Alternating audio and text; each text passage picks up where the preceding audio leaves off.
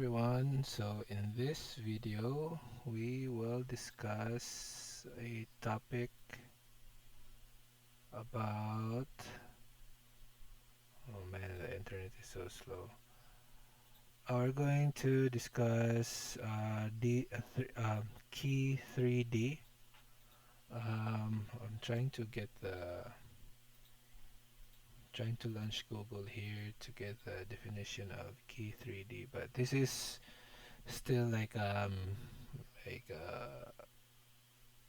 Kubernetes engine, or I don't know what's that called.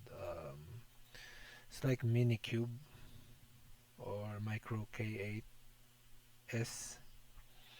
So I've done some exercise already before this video, but yeah, I'll just do it here so that it will be cleaner. So just to announce, I have a public repository here, emperor slash .NETist. This is going to be a public repository, so you can copy and paste codes from here, um, so that you won't have to keep on bugging me for codes. So, every time like there's a tutorial that I made.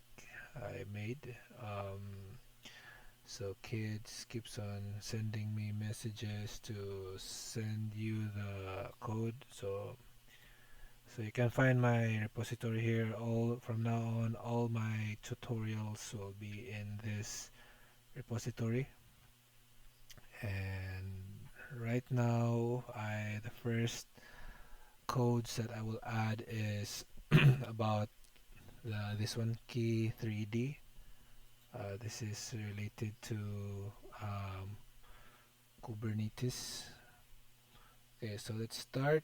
Um, so to install um, K3D, I'm running this one in Ubuntu because I don't have a success in Windows. But for now, let's just run it in Linux. This is how it was run in Linux. I download this using curl, and I already installed this one here in my machine. And then you can check if it's running, if it's successfully installed, when you do this K3D version, you'll have a version number. um, so hold on, let me see if there's already a cluster that was running. There's already a cluster, so we can remove a cluster by typing K3D cluster delete. Then okay, so this one here, yeah, this command K3D cluster delete will delete the existing cluster. So this is the cluster that we created. So let's delete that. So it's now deleted, and when you run this again, that cluster was already removed. So now we want to create a new cluster, recreate that cluster. Okay, let's create that again.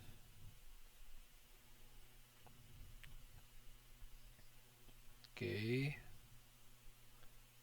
and next is we are going to copy, we're then going to install kubectl. So the kubectl or kubectl, so I'm going to write here kubectl. This is the link. You can follow this link. When I push this to my repository, you can follow this link and how to install the kubectl. So once that is installed, you should be able to run commands And you also need to run Docker. So what you need here are, see here, you need to prepare Docker, K3D, and kubectl. So you need to have this installed in your machine. So now let's test. We have this Angular application prepared. We are going to add a Docker file in this one because we want to Dockerize this. And to make things quick, we'll just copy and paste this thing here. You can copy this in this repository. Okay, so the name is .NET Test Web, so we're just going to rename this to .NET Test Web. Okay, and then we're going to add nginx.config. Then we're going to paste here the nginx configuration. So now that we have that, we're then going to build our web app. So this is the Docker side. We're going to run Docker build tag. We're going to push this to my Docker repository. So the Docker hub, Docker registry. So my username is algebra burger. Then we're going to tag this as .NET Test. The name of the image is .NET Test Web. Then tag this as version 1. So we're going to run this. Go to our .NET Test Web. See if we miss anything. Let's check the Docker file. Yeah, .NET Test Web. Oops. Okay, so .NET Test Web.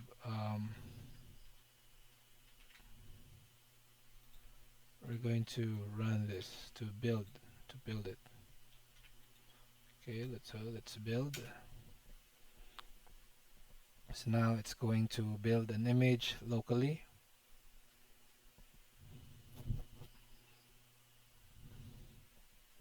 Let's wait for it to complete.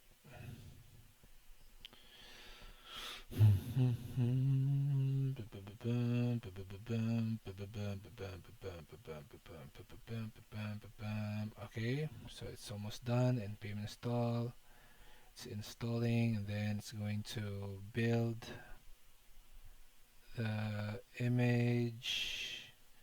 Is it going to build in Docker? Let's see.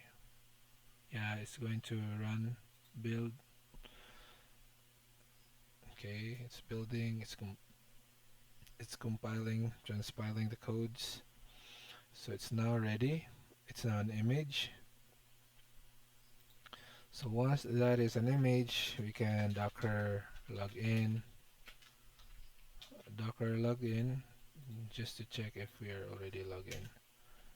Authenticating with okay, we are authentication succeeded. We're then going to execute Docker push, then push this image like that.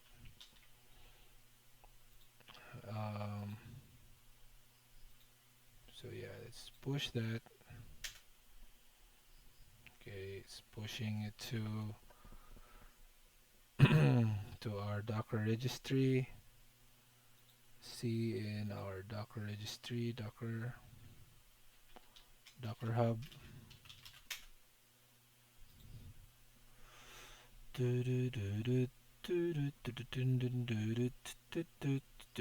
Alright, so there you go.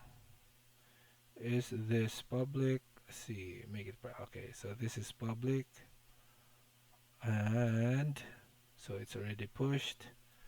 So we want to use this. First, we're going to, for now, we're going to add a deployment folder here. Deployment, deployment. And then we're going to create a new file, deployment.yaml. Okay, so for the deployment.yaml, we're going to paste all of this codes here. So this is for deploying to Kubernetes. Requires a deployment and a service YAML files. So for this, we just pasted this like sample YAML file, and then we're going to rename this to .NET Test Web. Okay, so the name is .NET Test Web. This one, this is the .NET Test Web service. For the service, the type is load balancer. App is .NET Test Web. And then for this one, we're gonna replace this with we just want to make sure that we are going to pull this one.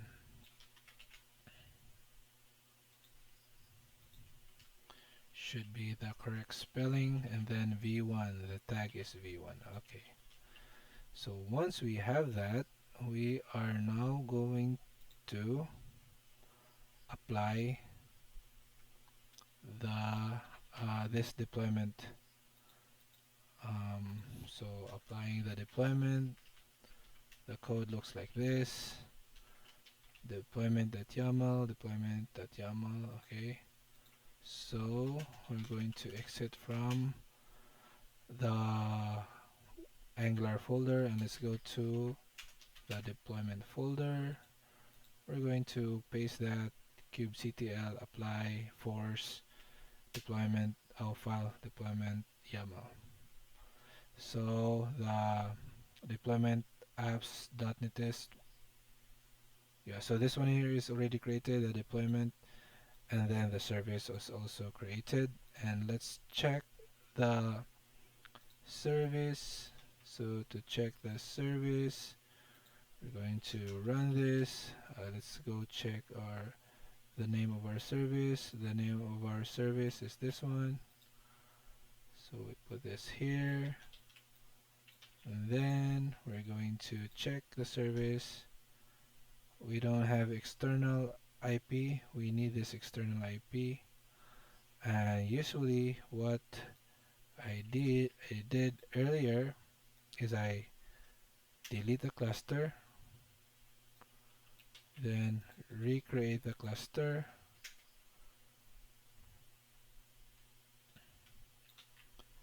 and then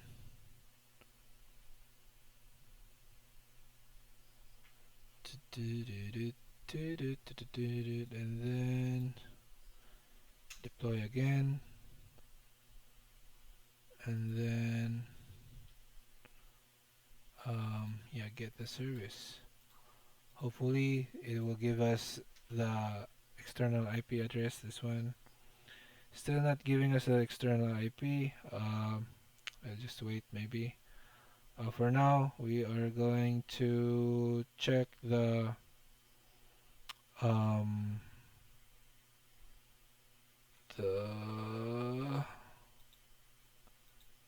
where's the dashboard. We want to display the dashboard, so we're going to have a separate file here just for the dashboard, so that dashboard in install md.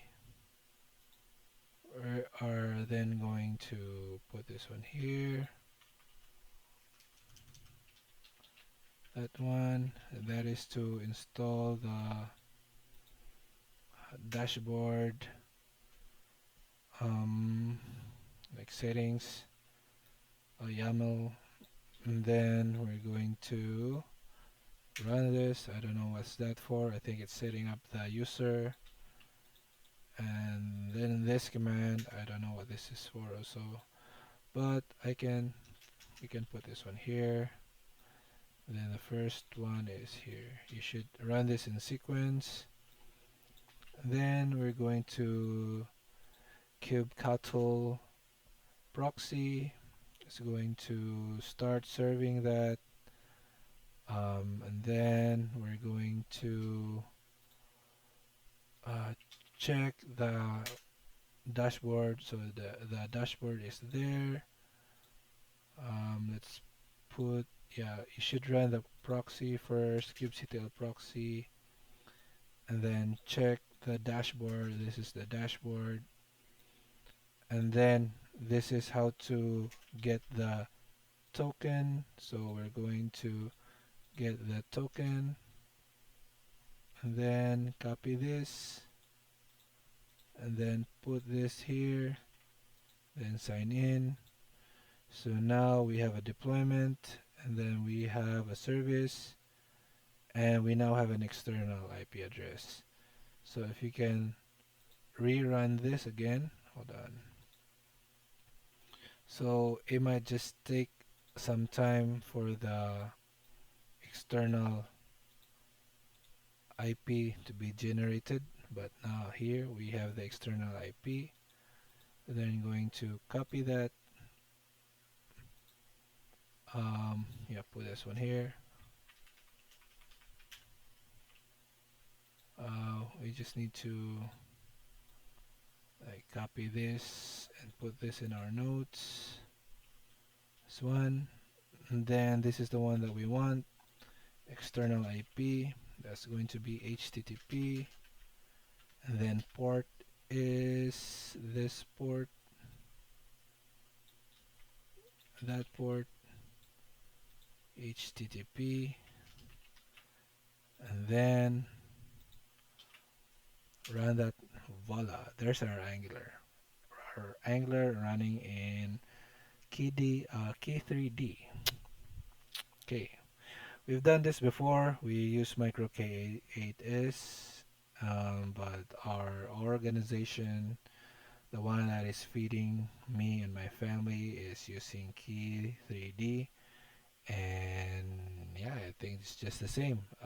It's still getting deployed to EKS, and yeah, nothing special here. This is just a refresher because my Dora brain has already forgotten some of the steps to like deploy this. And that's it. Right. Cool. Thanks. Bye bye. Yeah. So if I push this one here, this branch, push that, and in the GitHub, so there need to be a pull request for this to be implemented because I put some restriction. Create a pull request, and then it's going to check this branch. Okay, resolve conflict. What are the conflicts? What's this? Yeah, we're going to remove all of that and this, so that this is the one that we're going to accept. Mark as resolve, committing merge, then going to squash this, squash. Okay, so when it goes to main, how many commits now in main? Commits. Where to check commits?